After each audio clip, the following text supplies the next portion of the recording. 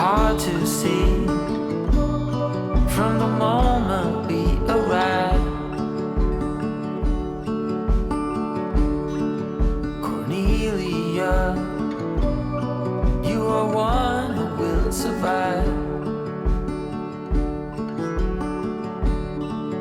When time's been bad. C'est l'automne, il fait gris, il a neigé ce matin à Québec. Quelques flocons, ça n'est pas resté, mais ça veut dire que l'automne est bien installé et qu'on commence à voir les prémices de l'hiver. J'espère que vous allez bien, j'espère que vous vous portez bien aujourd'hui. J'avais envie de vous présenter un petit look que je porte tous les jours. Vous m'avez vu porter ce look-là sur Instagram et vous avez été très nombreux à me demander de vous le reproduire. C'est un petit peu mon look du moment. Je change bien évidemment de palette, je change un petit peu les produits, mais je reste toujours sur ce type de look-là, c'est-à-dire un smoky automnal facile à réaliser en quelques minutes. L'idée de base de ces vidéos make-up 15 minutes que je vous crée sur ma chaîne maintenant depuis 5 ans, puisque j'ai commencé à réaliser ces vidéos-là il y a 5 ans, ça vient d'un matin tout simplement où j'étais ultra pressée, j'avais pas le temps de commencer à créer un look super intense, et ça m'arrive tout le temps, j'ai 2 enfants, je suis maman, j'ai des rendez-vous, des choses à faire, et j'ai pas tout le temps de commencer à prendre 20 minutes pour me maquiller les yeux.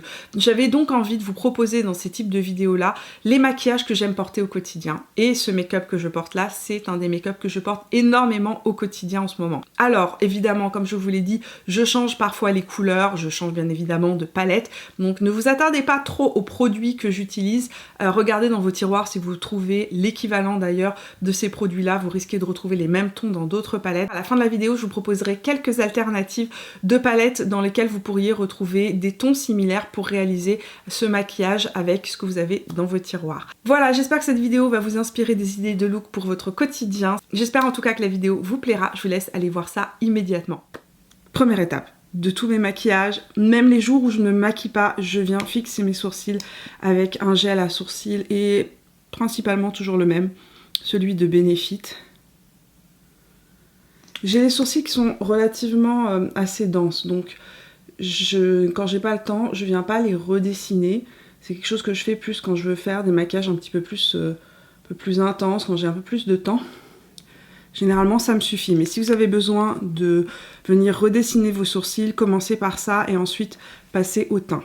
Deuxième étape, j'applique mon primer. Et le primer que j'ai choisi aujourd'hui, c'est le Redness Corrector Step 1 Primer de chez Makeup Forever. C'est un primer vert, donc qui va venir corriger les rougeurs. Il existe aussi dans différentes teintes, donc en fonction de vos besoins. Et pourquoi j'aime beaucoup ce primer dès que le temps plus sec revient. C'est un correcteur que j'aime vraiment beaucoup parce qu'en fait, il est hydratant, apaisant et il vient aussi corriger mes rougeurs. Mais si vous n'avez pas de problématiques de rougeur ou autre, il existe aussi en version régulière. Le Hydra Boost, lui, va venir juste apporter de l'hydratation, mais ne va pas corriger les rougeurs en particulier.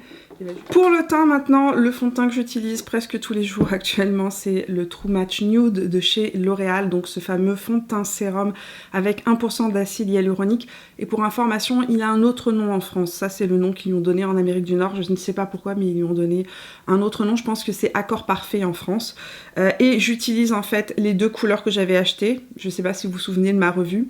Aucune des 2 couleurs n'est exactement la bonne teinte et ça c'est un souci de ce fond de teint, c'est-à-dire qu'il n'y a pas véritablement beaucoup de teintes différentes disponibles. Donc moi je mélange le 0,5 de Very Light et le 2,3 Light Pale ensemble. Je l'estompe avec un pinceau kabuki et pour avoir plus de couvrance, je l'applique en aplat. Je vous ai montré d'ailleurs comment j'utilise ce fond de teint là récemment. Si vous avez envie de voir la revue complète, je vous la laisse ici en barre d'informations. Vous verrez sa tenue, son évolution, son rendu en lumière du jour. Et je l'utilise toujours avec un pinceau de style kabuki. Celui-ci c'est un de chez Morphe, c'est le JH03. Mais j'utilise aussi avec mon Zoeva, avec mes pinceaux kabuki de chez It Cosmetics. J'applique ensuite mon anti-cerne, c'est le teint Ultra Wear Teint Idol de chez Lancôme que j'utilise en couleur 250 bis W. Et j'en applique principalement au creux de mon cerne, en fait là où j'ai une ombre. J'en applique pas vraiment ici parce que j'en ai pas besoin. Et ici parce que j'ai des petites rougeurs, donc à l'angle externe de mon regard. Et je l'estompe avec mon pinceau de chez Zoeva, le numéro le 146 Buffer de chez Zoeva. Petite astuce pour que les produits teints se placent plus rapidement, je prends une éponge humidifiée, celle-ci c'est celle de chez Morphe. Chez Morphe j'en ai essayé plusieurs d'ailleurs et ma préférée c'est celle-ci, c'est celle qui a cette forme-là. Et j'aime pas du tout celle qui a un bord plat, elle est très très rigide, celle-là est plus agréable à utiliser. Et ce que je fais c'est que je viens passer la Beauty Blender sur mon visage. J'ai remarqué que ça aide ce fond de teint sérum qui est extrêmement hydratant quand on l'applique à venir se placer plus rapidement. Donc quand je manque de temps, c'est ce que je fais.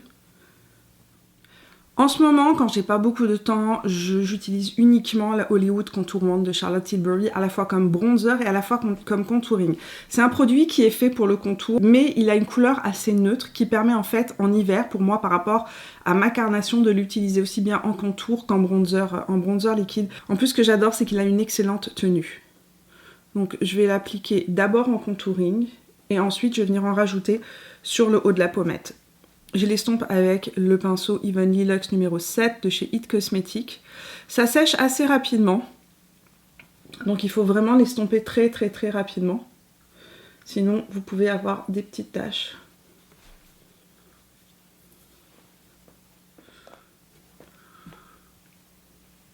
Et là, je vais venir en rajouter, mais cette fois-ci un petit peu plus sur le bombé de la pommette. Ça va me faire un 2 en 1 en fait. Alors, illuminateur, un illuminateur que j'aime beaucoup dans mon quotidien, que j'utilise constamment, et que je rachète chaque année, enfin dès que je le termine, c'est le Hollywood Flawless Filter de chez Charlotte Tilbury qu'on peut utiliser en base de maquillage, on peut l'utiliser aussi en illuminateur. Il a une petite couvrance, il y a des gens même qui l'utilisent, qui ont peu de texture sur la peau, qui l'utilisent comme fond de teint. Moi j'aime l'utiliser comme illuminateur. Et c'est un illuminateur avec un effet extrêmement naturel. La couleur que j'utilise, c'est le 3 Light Medium. Et vous allez voir qu'il va juste venir apporter vraiment un effet plus hydraté à ma peau, plus qu'illuminateur. Et c'est pour ça que j'aime beaucoup le porter en journée. Je garde plus souvent mes illuminateurs pour le soir ou quand je veux vraiment avoir un coup d'éclat plus intense. Mais lorsque dans mon quotidien je veux quelque chose de plus naturel, c'est vers ça que je me tourne. Et ça fait vraiment juste un côté plus hydraté en fait à la peau. Je vais appliquer maintenant ma base pour les yeux et on va passer au maquillage des yeux. La base que j'utilise pour mes yeux c'est toujours la même, c'est la Master Eye Prep and Set en couleur light de chez Makeup by Mario. Et je l'applique toujours avec le pinceau Evenly Luxe numéro 2 de chez It Cosmetics. J'utilise le côté plat pour appliquer en fait la base. Ce que je fais ensuite, c'est que je retourne mon pinceau. Donc je viens utiliser le côté un petit peu plus fluffy pour venir estomper la base qui va à la fois corriger donc les rougeurs, les petites veines qui peuvent apparaître et donc unifier ma paupière et donner un côté plus réveillé à mon regard. Petite chose que je ne vous ai pas montré, c'est que j'applique en fait avant de me maquiller, donc en haut dans ma salle de bain quand j'ai commencé à tourner, j'avais déjà appliqué ce produit là. J'applique le masque de nuit pour les lèvres de chez Laneige et ça vient préparer mes lèvres à mon maquillage, ça va éviter que mes lèvres soient sèches, qu'elles soient abîmées au moment où je vais appliquer mon rouge à lèvres, donc c'est quelque chose que je fais tous les jours. Je vais passer maintenant à la palette que j'utilise beaucoup. Très souvent en ce moment depuis que je l'ai. C'est la nouvelle Glam Face palette de chez Natasha Denona. Cette fois-ci c'est la Dark que je vais vous montrer. La semaine dernière, dimanche dernier, je vous ai montré la Light. Donc aujourd'hui je vais vous montrer comment est-ce que je réalise mon maquillage des yeux de tous les jours, ma version Make-up Smoky de tous les jours avec cette palette là que je trouve absolument fabuleuse. Je l'aime énormément et je vais vous dire un truc, j'ai un gros coup de cœur sur la storytelling de cette palette là. C'est une palette qui vient avec l'illuminateur, le blush mais aussi les fards à paupières, c'est un tout en un et les jours où on n'a pas le temps, elle est absolument géniale. Depuis que j'ai les deux palettes, les matins où j'ai pas le temps, je me dirige directement vers ça. Je ne me pose même pas de questions parce que je sais que je peux tout faire en quelques minutes avec ça. Donc je vais venir appliquer mon blush, je reprends mon pinceau Evenly Luxe numéro 7 de chez It Cosmetics. Je vais venir prélever le blush. Donc je l'applique, je viens estomper d'abord sur ma main parce que c'est un blush qui est quand même assez pigmenté. Et je viens l'appliquer sur le haut de ma pommette.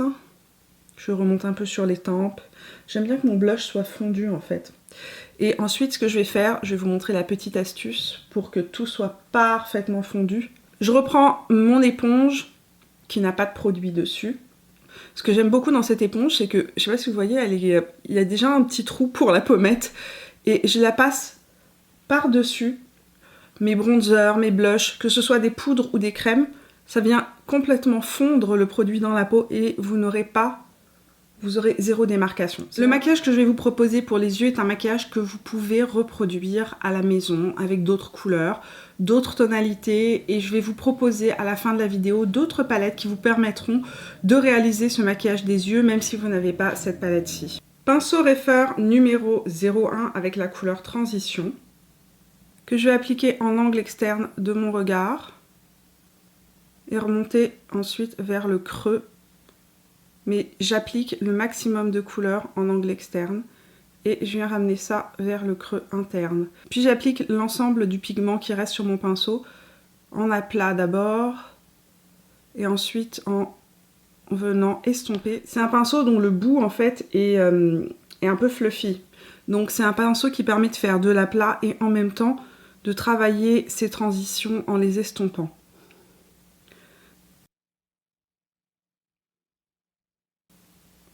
Et comme c'est une couleur ultra pigmentée, j'ai pas besoin de repasser mon pinceau plusieurs fois dans la palette pour avoir la pigmentation qu'il me faut.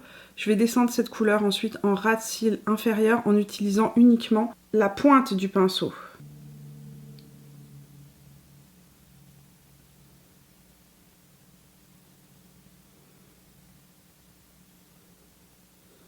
J'ai toujours un pinceau propre sous la main, celui-ci c'est le numéro 16 de chez Reifer, un pinceau à estomper ou un pinceau pour la transition qui est propre et ça me permet en fait d'estomper très rapidement mes fards.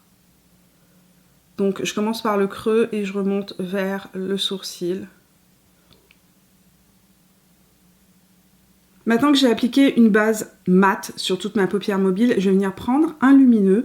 Et la couleur que je vais prendre, c'est la couleur Outer Corner que je vais prélever avec mon petit doigt. Et je vais venir appliquer la couleur à partir de l'angle externe vers l'angle interne par-dessus le mat que j'ai appliqué. Pinceau numéro 03 de chez Reifer et je vais venir récupérer la couleur Outer Corner. Donc vous pouvez utiliser n'importe quel pinceau crayon ou même la pointe d'un pinceau plat. Et là, je vais venir faire mon ras de cils inférieur que je vais venir appliquer en angle externe, enfin, en fait en ras de cils inférieur de mon œil. Avec mon petit doigt, mon pinceau préféré quand j'ai pas le temps, mes doigts me servent beaucoup, je vais prendre la couleur Inner Corner, qui est un taupe argenté, et je vais venir l'appliquer un tout petit peu au centre de mon regard, juste pour faire un petit effet de lumière. Et aussi ce que j'aime bien c'est que là j'ai un illuminateur donc je peux venir rajouter hop, une toute petite touche d'illuminateur pour donner vraiment un côté un peu plus lumineux. Crayon marron dans la muqueuse supérieure de mon regard, celui-ci c'est celui de Patrick Ta, c'est le Rich Brown qui est terminé. J'en ai commandé un autre d'ailleurs pendant les soldes. Celui-ci est vraiment complètement terminé. Je l'applique juste sur la muqueuse supérieure de mon regard. Mascara à présent, je vais appliquer le Lash Idol de chez Lancôme.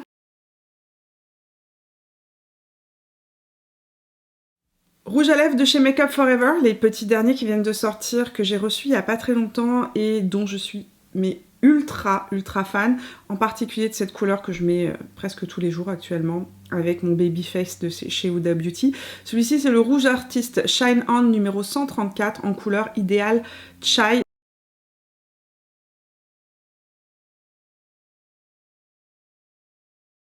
Et je vais terminer avec un contour des lèvres. Mes cheveux ne sont pas encore faits pour information. Je vais aller les faire juste après m'être maquillée. Donc, contour des lèvres, c'est le contour des lèvres en couleur Warm Brown de chez Huda Beauty. Donc dans les Lip Contour 2.0 que j'utilise. C'est un brun chaud en fait.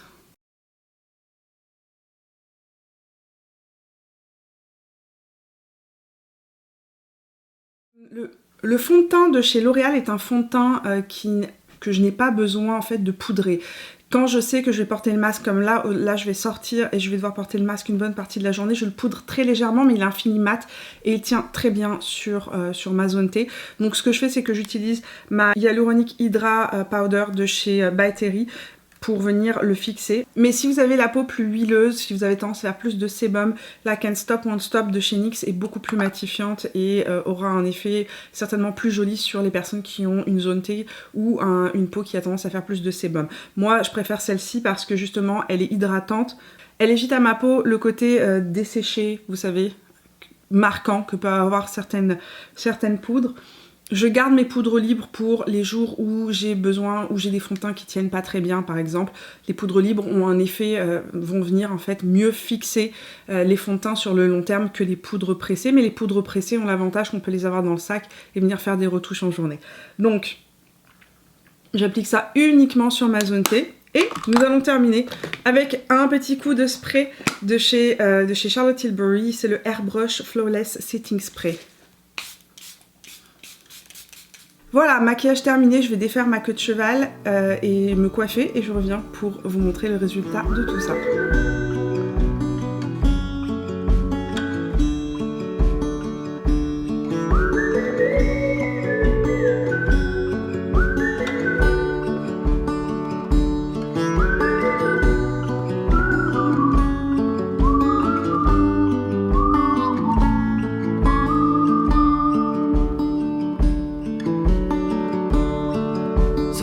To see from the moment we arrived. Cornelia, you are one who will survive. When time's been bad, you put smiles on everyone.